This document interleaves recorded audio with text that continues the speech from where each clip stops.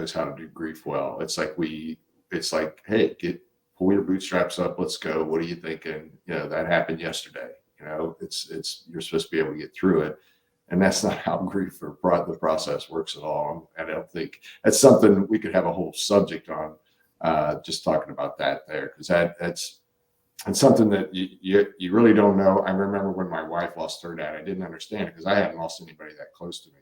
And so there were things that happened to her when she would just cry or whatever that I didn't understand. But now that I've lost her, you understand it. You finally get it, and you understand how a hard process it is, but a necessary one. And it sounds like you did that. You had some support there. Yeah, I really,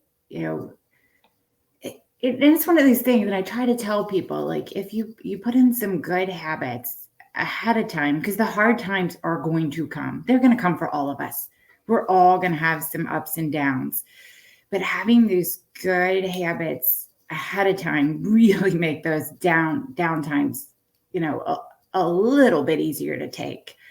I've always been pretty meticulous on, exercising and eating okay, and not perfect, but, and having some good friends around me, having a wonderful church family, putting those things in ahead of time really make those dark times bearable.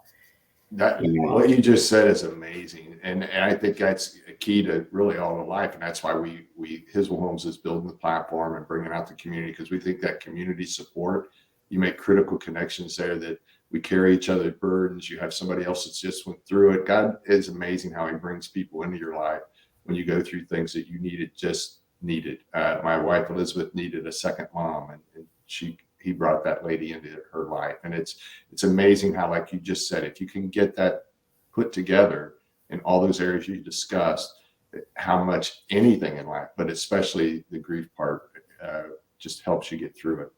Absolutely. It was these resilience factors that I had already placed into my life, and I'd like to say somewhat knowingly.